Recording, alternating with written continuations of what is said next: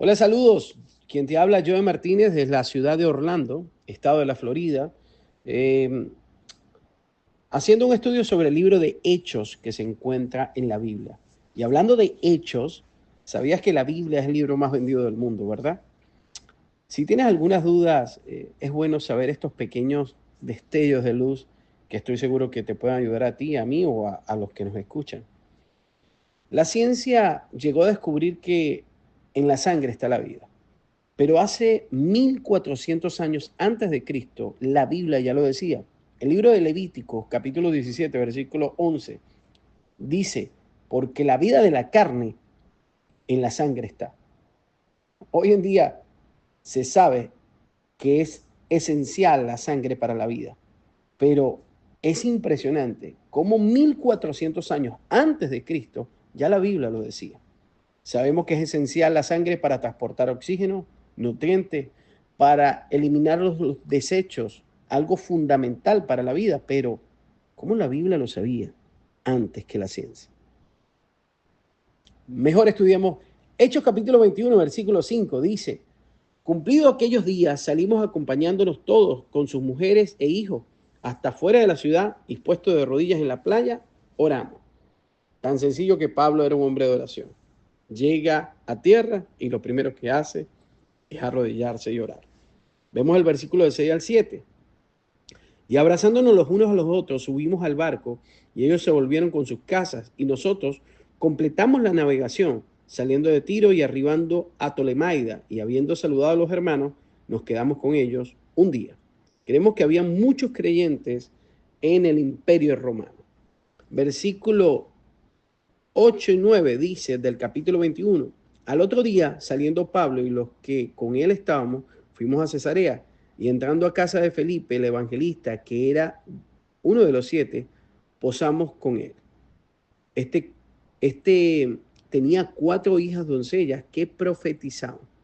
A pesar que no se había escrito el Nuevo Testamento, donde habla de este tipo de don, de profetizar, la Biblia nos enseña que ya aquí ya existía. O sea, no estaba registrado en la Biblia, pero ya estaba. Capítulo 21, versículo del 10 al 11 dice, y permaneciendo nosotros allí algunos días, descendió de Judea un profeta llamado Agabo, quien viniendo a vernos, tomó el cinto de Pablo y atándose los pies y las manos, dijo, esto dice el Espíritu Santo, así atarán los judíos en Jerusalén al varón de quien es este cinto y le entregarán en mano de los gentiles. El Espíritu Santo le estaba diciendo la realidad con lo que se iba a enfrentar Pablo y si éste estaba decidido a seguir. Capítulo 21, versículo 12 al 13. Al oír esto, le rogamos nosotros y los de aquel lugar que no subiese a Jerusalén. Entonces Pablo respondió, ¿qué hacéis llorando y quebrantándome el corazón? Porque yo estoy dispuesto no solo a ser atado, mas aún a morir en Jerusalén por el nombre del Señor Jesús.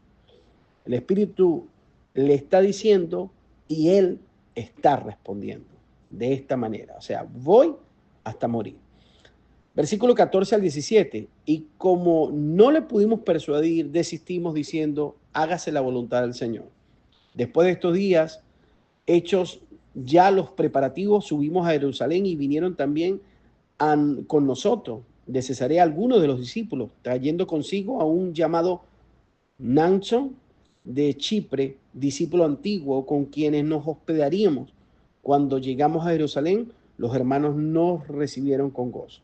Les recibieron con mucha alegría. Vamos a leer un poquito más del 18 al 25, del mismo capítulo 21. Y al día siguiente, Pablo entró con nosotros a ver a Jacobo y se hallaban reunidos todos los ancianos, a los cuales después de haberles saludado, les contó una por una las cosas que Dios había hecho entre los gentiles por su ministerio. Cuando ellos lo oyeron, glorificaron a Dios y le dijeron, ya ves, hermano, cuántos millares de judíos hay que han creído y todos son celosos por la ley, pero se les ha informado en cuanto a ti, que enseñas a todos los judíos que están entre los gentiles a apostatar de Moisés, diciendo que no circunciden a sus hijos, ni observen las costumbres. ¿Qué pues hay? La multitud se reunirá de cierto porque oirán que has venido. Haz pues esto que te decimos. Hay entre nosotros 4 hombres que tienen obligación de cumplir voto. Tómalos contigo, purifícate con ellos y paga sus gastos para que se rasuren la cabeza. Y todos comprenderán que no hay nada de lo que se le informó acerca de ti, sino que tú también andas ordenadamente, guardando la ley. Pero en cuanto a los gentiles que han creído, nosotros le hemos escrito determinado que no guarden nada de esto, solamente que se abstengan de lo sacrificado a los ídolos de sangre, de ahogado y de fornicación. Pablo explica algo, lo que hace para ganarse a alguien. Si es de comer carne, se come carne, si es de comer legumbres, se come legumbres, pero Pablo haría cualquier cosa con tal de ganarse a alguien para Cristo. Obviamente, cualquier cosa marcado en la palabra de Dios. Dice el versículo 27 al 29, pero cuando estaban para cumplirse los 7 días, unos judíos de Asia, al verle en el templo, alborotaron a una multitud y le echaron mano, dando voces: varones israelitas, ayudad, este es el hombre que por todas partes enseña a todos contra el pueblo, la ley y este lugar. Y además de esto, ha metido a griegos en el templo y ha profanado este santo lugar. Porque antes habían visto con él en la ciudad a Trófimo de Éfeso, a quien pensaban que Pablo había metido en el templo. Simplemente hicieron un gran alboroto por este hombre Trófimo, que no cumplía con la ley. Dice el capítulo 21, versículo 30. Así que toda la ciudad se conmovió y se agolpó al pueblo, y apoderándose de Pablo, le arrastraron fuera del templo e inmediatamente cerraron las puertas. Imagínense el odio que esta gente tenía a Pablo, porque simplemente él enseñaba que no era necesario la ley mosaica. Dice el versículo 31 al 32, y procurando ellos matarle, se le avisó al tribuno de la compañía que toda la ciudad de Jerusalén estaba alborotada. Este, tomando luego a soldados y centuriones, corrió a ellos, y cuando ellos vieron al tribuno y a los soldados, dejaron de golpear a Pablo. Casi lo matan si no hubiese intervenido a favor el tribuno, a favor de Pablo. Dice el versículo 33, entonces, llegando el tribuno, le prendió y le mandó atar con 2 cadenas y preguntó quién era y qué había hecho. El tribuno piensa que Pablo es culpable, tan sencillo. Y dice el versículo 34 al 37, pero entre la multitud unos gritaban una cosa y otros otra. Como no podían entender nada de cierto a causa del alboroto, le mandó llevar a la fortaleza. Al llegar a las gradas, aconteció que era llevado en peso por los soldados a causa de la violencia de la multitud. Aquí yo hago un paréntesis, que esto lo levantaron sobre sus hombres. Imagínense cómo el desespero y la locura que había en ese momento. Porque la muchedumbre del pueblo venía detrás gritando, ¡muera! Cuando comenzaron a meter a Pablo en la fortaleza, dijo al tribuno, ¿se me permite decirte algo? Y él dijo, ¿sabes griego? Pablo le habla al tribuno en griego y este se sorprende. Dice, ay, aquí hay algo raro. Este no es cualquier judío. El versículo 38 al 40 dice, ¿no eres tú aquel egipcio que levantó una sedición antes de estos días y sacó al desierto los 4,000 sicarios? Entonces dijo Pablo, yo de cierto soy hombre judío de Tarso, ciudadano de una ciudad no insignificante de Cilicia, pero te ruego que me permitas hablar al pueblo. Y cuando él se lo permitió, Pablo, estando en pie en las gradas, hizo señal con la mano al pueblo. Y hecho gran silencio, habló en lengua hebrea diciendo, Pablo habla al pueblo judío y se le cuenta, o mejor dicho, le narra de sus experiencias en hebreo. Y aquí esto se sorprende, porque hebreo era el idioma que hablaban muchos los que creían en la ley de Moisés, y otros judíos manejaban parte del idioma arameo, pero algunos no hebreos. Pero aquí vemos a un Pablo que cita muy bien el hebreo y un sorprendente tribuno que escucha muy bien que el tipo habla en griego. Capítulo 22, versículo 1 al 2. Varones hermanos, dice Pablo, Oí ahora mi defensa ante vosotros, y al oír que les hablaba en lengua hebrea, guardaron más silencio. Ve lo que les estoy comentando.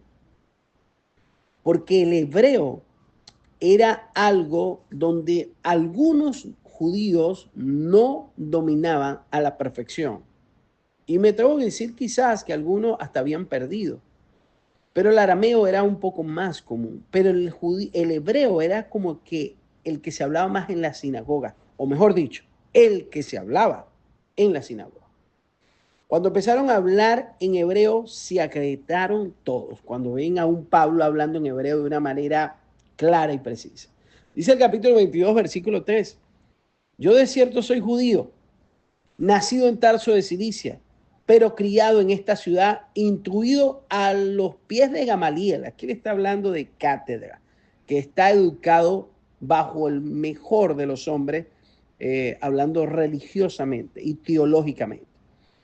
Dice, estrictamente conforme a la ley de nuestros padres, celoso de Dios, como hoy lo sois todos vosotros.